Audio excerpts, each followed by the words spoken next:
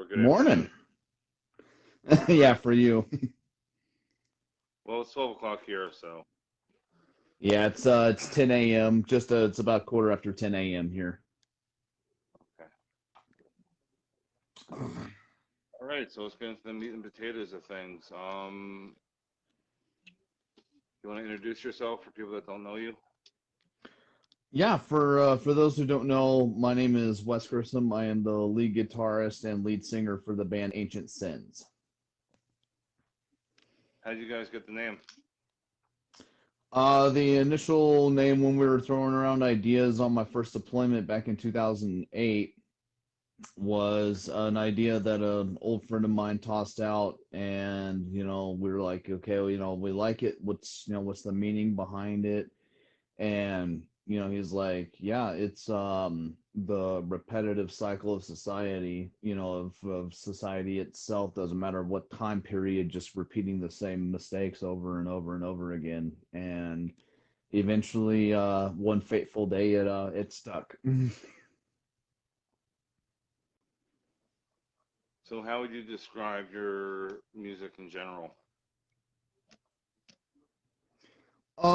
In general, and just a vast blend of things, the sound initially was a hard rock alternative mixture with a smidge of of heavy and speed metal tossed in. The sound now is definitely shifted more to the newer metal style. More along the lines of like Five Finger Death Punch and whatnot. No screaming though. It's vocally still definitely 80s based vocally. So, more cleans than screaming. Absolutely. So, who's your biggest influence? My biggest influence is as a band is Alter Bridge. As a guitar player is Mark Schiavone.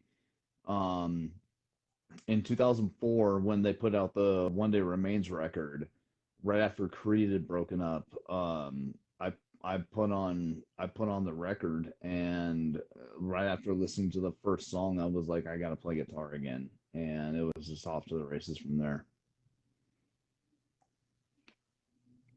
What was the best advice you were ever given that stuck with you? Ooh, that's a good one.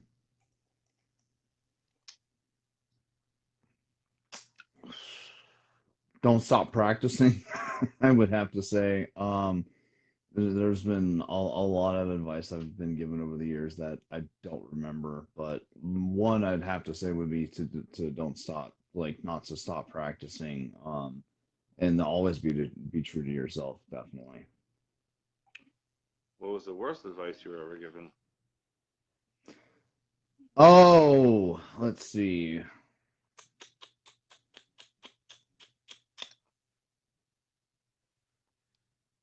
That's happened a lot too.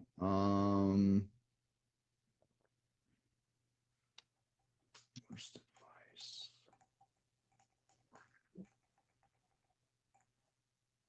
Probably that nothing in regards to, no matter how much I pour myself into something, it's never going to go anywhere. Wow.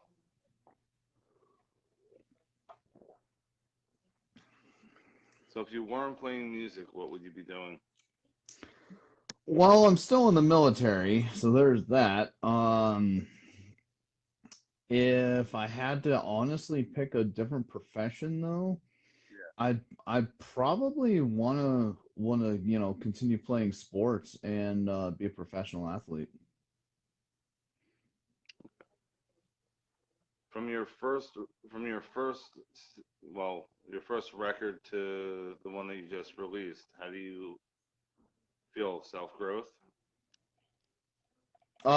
We haven't released it yet. We're still in the works with it. But definitely self growth is huge. It's the first album is a collection of songs that were being worked on over a 10-year period, pretty much like a 10 and a half year period. And that was because of life being, whether it was, being a parent, being a spouse, X, Y, and Z, just in general, not taking all the time necessary to, or not even getting the necessary time to even put myself into something like this. And, after being away from all of that for the last 3 years, and as much time as I've poured into just music in general, it's definitely a complete night and day shift, from one spot to the next, with as much as I've definitely dedicated to it, to the craft. Do you get writer's block at all? Oh, absolutely. Absolutely. I think, everybody does. If you, I think if someone were to say they don't get writer's block, then, you know, who knows what the heck they're doing. Um, yeah, I definitely get it, and it sucks. Do you still get nervous on stage? Absolutely. Absolutely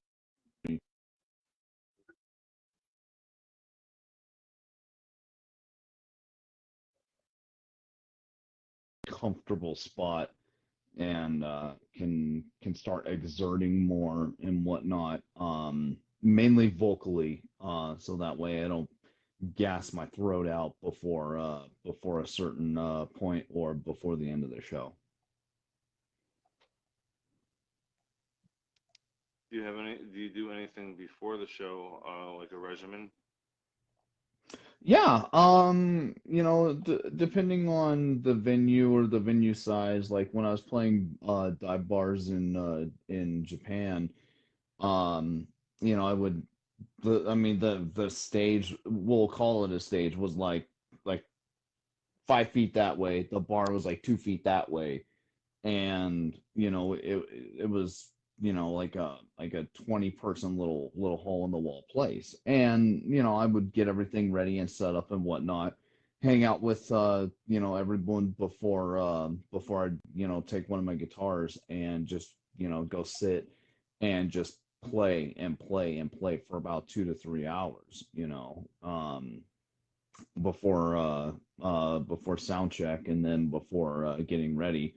Vocally, I try not to do as much. I've learned that, like, sitting and letting it stew, over the words and whatnot, instead of just letting it come naturally, has, made it to where there were times where fumbled on some words, or switched it with something else in one part of a song, and yeah, it was just a nightmare. But yeah, definitely guitar. I try to keep my hands warm and ready to go, so that way they don't, like, tense up, or make it feel like I'm done. Since you've been since you played in Japan, how is that? Like It was like like excuse me. It was actually kind of cool. The metal scene there is actually pretty huge. Um, they're actually, like, really well rounded, though, and very receptive. Um, I remember I think it was like the first week I was there. I was just out and about, strolling around, and came across this little downstairs bar, and there was a mixture of sounds that night. There was like this Japanese punk band that was going on, and then after that was a bunch of Japanese guys playing like Irish folk music. And I was okay, like, dude, that's pretty cool. And then after that was a Japanese metal band with one American who was a contractor on bass, and I think their name was like Rise the Wake or something like that. And I was like, dude, this is pretty cool. And it's just this little room that like 50 people just like piled into like more than shoulder to shoulder next to each other. Like we were just cramped in there. And they were rolling like two half sacks, full drum kit, full bass rig. It was like, and it was just loud. It was crazy, but yeah, it was great. The the shows that I played, all the people that came out were absolutely receptive, especially the locals, because they like to see the different diversity in music. That's like in and out.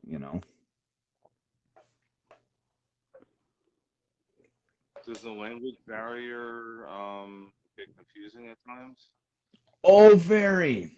Oh, very much over there it does, especially when you're either trying to order something to eat, or you're trying to freaking go somewhere in a taxi. Um, you know, musically, it's more the feel. A lot of them, they loved it because, in general, the music itself carried them. Okay. Carried through them. Vocally, I'm pretty sure, if they were to, they would probably have to look up something later on, to look up the lyrics and whatnot later on, and look at it in Japanese, but or in whatever language that somebody speaks. But overall, definitely, the music in general, minus, let's say, just minus the vocals, just you hear the melody itself. It definitely, that was absolutely universal, and it definitely showed.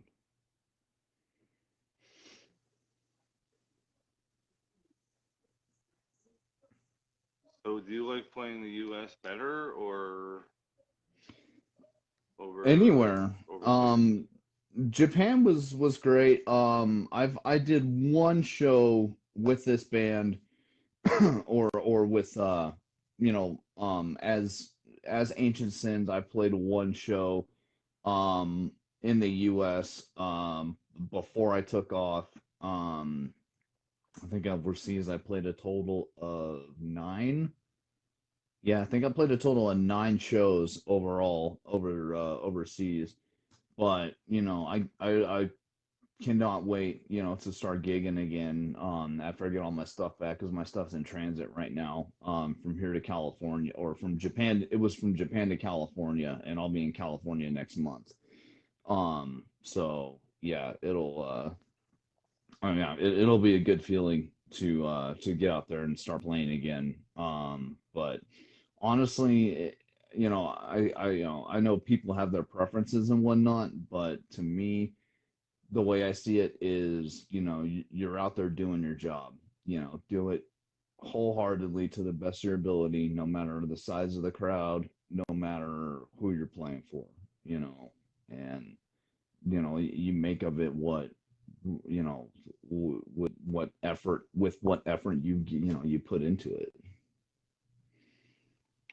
Do you have any funny moments on stage? Yeah, I almost tripped and busted my ass once or twice. Especially in the little in that little that little dive bar scene. I went to freaking step on my wah pedal and slipped off of it, and my foot went over the top of my pedal board. And luckily, there was a stage monitor right there, and I caught myself on it, and was like, okay, yep, that didn't happen, trying to play it off. Um, and then my last gig that I played, which it's on Facebook Live, and I was like, I cannot believe I did this. I went to play the song "Cause of My Distress," and it's in E flat tuning. It's standard down a half step, and when I tuned up and said I was ready to go, I was still in drop C sharp. So part of the way through the song, I'm like trying to go with the vocals and everything, trying to make sure that they retuning the bottom string all the way up to an E flat, and I was like, oh my god, I was like, oh crap.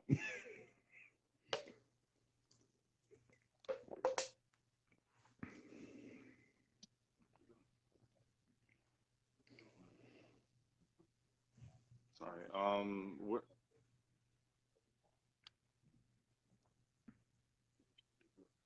you said the CD is not out yet, but do you have a date on that yet? Not yet. Paul is so Paul Wankey, who's in Dead Original and what's it? Smells Like Nirvana, which is his Nirvana tribute band that he has. I've And actually then heard he of them. used to play, yeah, and he used to play in Trivium. He is doing the drumming and producing on it. He is moving houses right now. Okay. So when he gets done, and then after I get to Cali, we're gonna go back over all the rough demos that I sent him, because I have 12 songs from start to finish that are in his possession. And then I just laid down vocal. So I sent him like rough scratch vocals when before I left Japan, and then I just did what would be a full studio take on vocals a few days ago. So I'm going to give those to him after he gets to his place and gets settled in. But as far as the song structures themselves, the tone, everything, we're going to revisit all that after he gets in his new house and gets settled and whatnot. So that'll be in around probably the middle of October. And then do any adjustments on those that we need to do. He'll do drums. His friend Joey is going to do rhythm guitar, a couple guitar solos. Um, and then by that time we'll find a bass player as long as I can get I wanted to get my buddy Andy while I was out here, but things didn't line up as far as Paul's schedule, my schedule, everything like that. Excuse me, as far as having all the drums done, which is perfectly fine. Because we can get bass later on, not a big deal. So we're probably looking around December, hopefully at the latest. I definitely wanted to have it out before the end of the year, but even if it extends into like January, it's not going to be a huge deal. We're definitely going to keep I'm definitely going to keep everyone updated as the time goes. So what programs do you use to record while you're all over the place? I use Pro Tools first, and while doing so, actually I have it with me. Hold on a sec. Let me get my case here. And come here, little fella. Okay, so I use as a DAW, I use Pro Tools first, and it's the cheap, free, basic version of it. So I bought the Focusrite 2i2, Okay. and with that, I'll run from the back of my 100-watt head. I'll run that into this, which is the Mower Radar's cab simulator. And it runs out of the back of your effects send and straight into straight into this and straight into the audio interface. And it absolutely makes a difference. You know, you'll feel or hear when you press record, whatever setting your effects knob or your effects channel is on, you'll hear that coming through, but it's not going to get recorded into the actual mix. But it'll seem like it is because you'll hear it because that's where it's coming out of. But yeah, that thing is absolutely amazing, and that's what I used to record this entire album. So do you just drop box it after that, or you how do you send it over? I send it over because he uses, I think he said he uses Logic. Okay. Um, and yeah, I just mute the click track and from measure one all the way to the end, just bounce everything as a wave, left and right. So I'll bounce it once as left and bounce it again as right.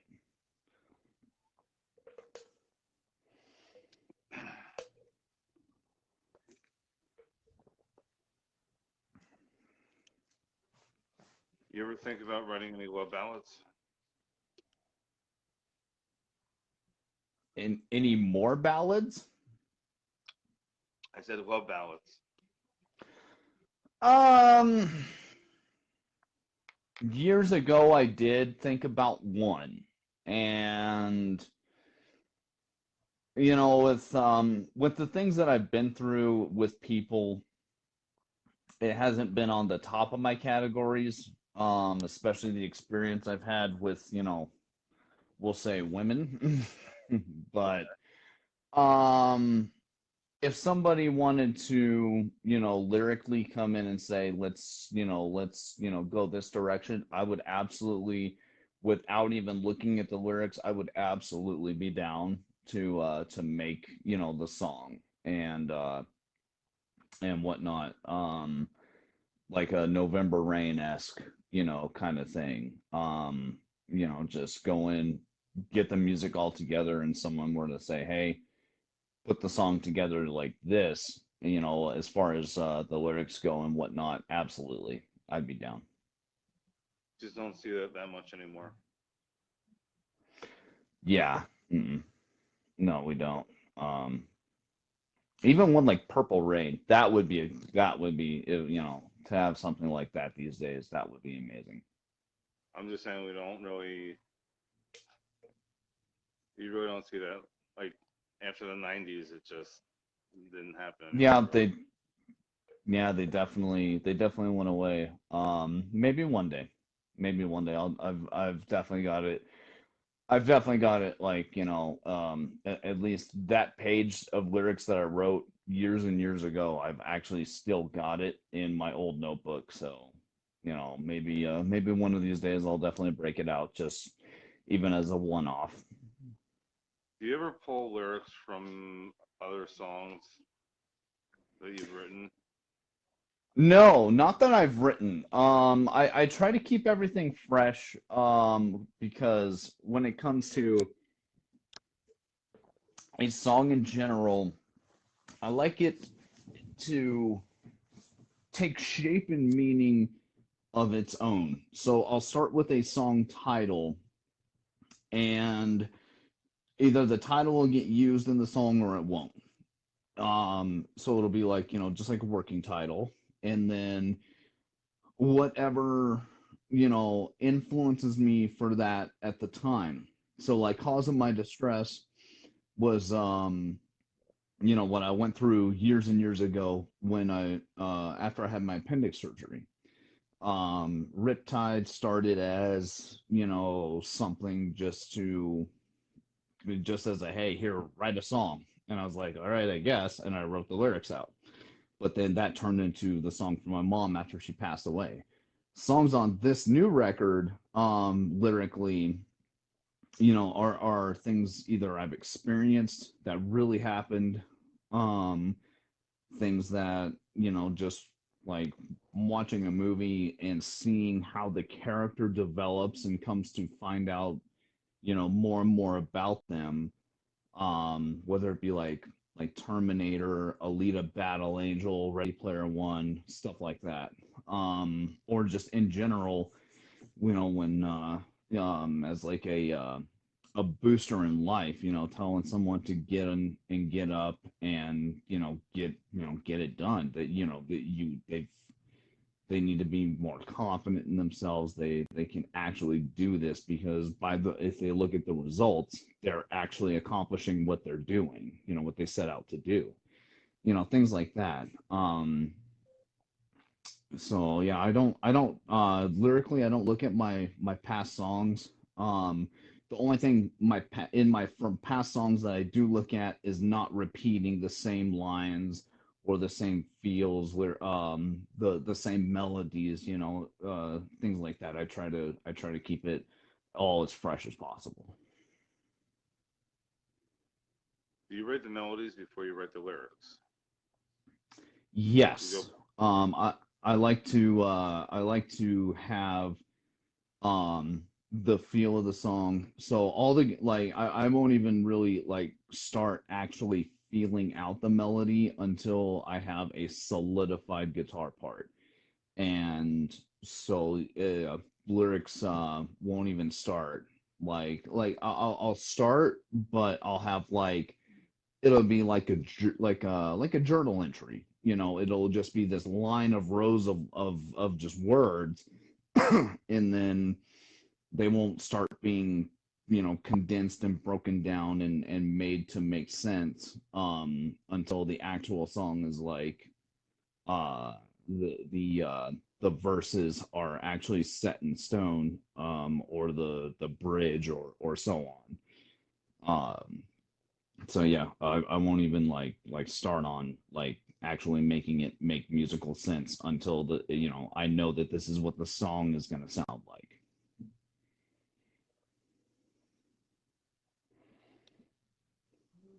Going back to what we were talking about when you said movies, is there any movie that you wish you were on their soundtrack? Oh, let's see. Um,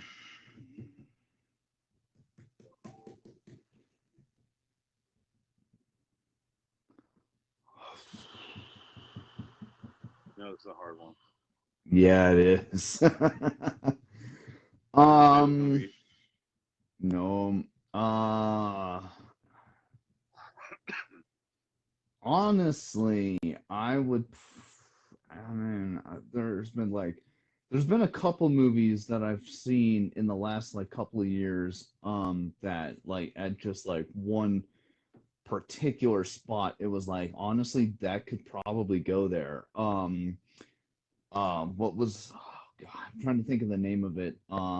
There's a movie Dave Bautista put out where they were.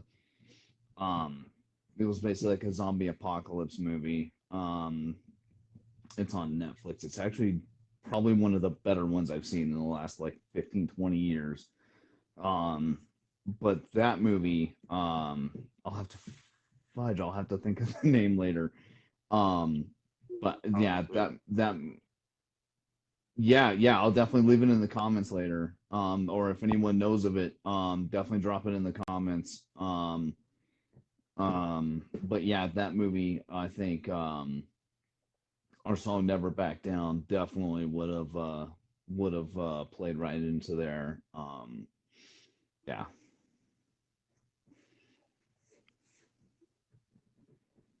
So present day, what is your defining moment? my defining moment, honestly, regardless of anything and anywhere I've been, my defining moment is being a parent. You know, for that because that's first and foremost. As a musician, I just got endorsed by Morley Pedals, less than a week ago. So we're waiting. Excuse me. We're waiting for the webmaster to return from paternity leave and whatnot. And then they'll add me to the full artist roster on their website and whatnot.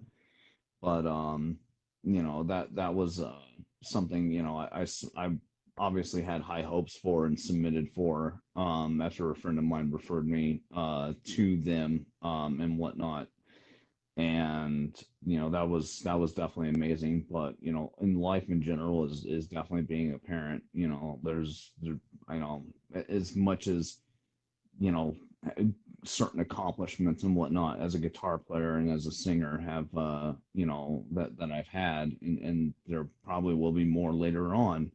Nothing, I don't think really anything trumps watching your kids grow and and flourish.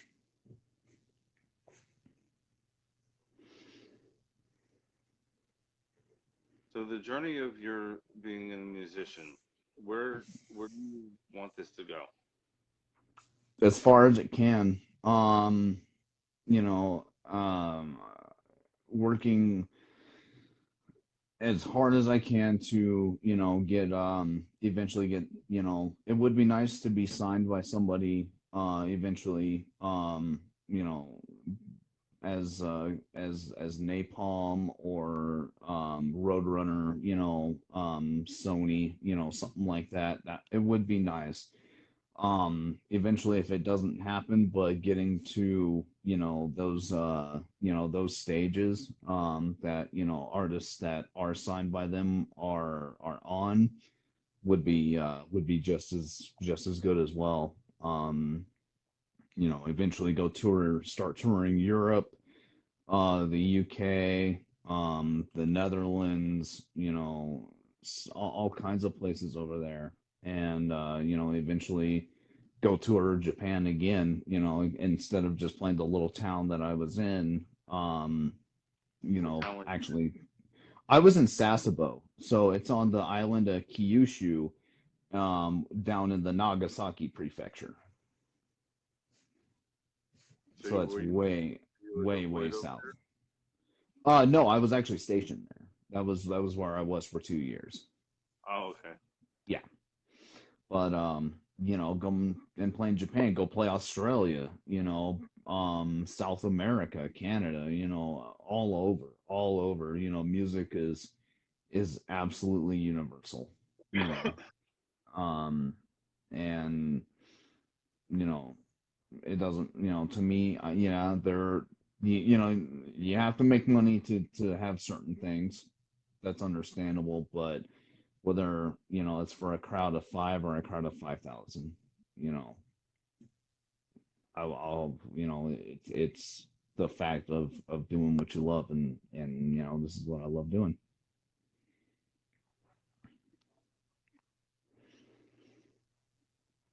So, is there anything else you would like to promote? Just for people to follow us on YouTube, on Spotify, Apple Music, Google Music, whichever service you use. Um, we're yeah, we're hopefully, like I said, by the end of the year, gonna be ready to release the first album, or the new album. Sorry.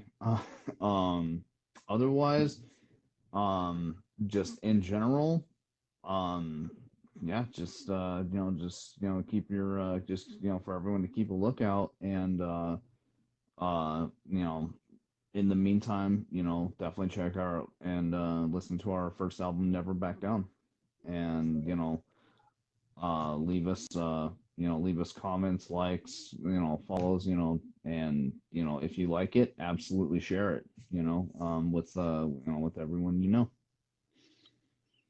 Okay, at this time, I'm going to say thank you, and I will let you know when everything is posted. All right, thank you very much, sir. Thank you for your time. Mhm.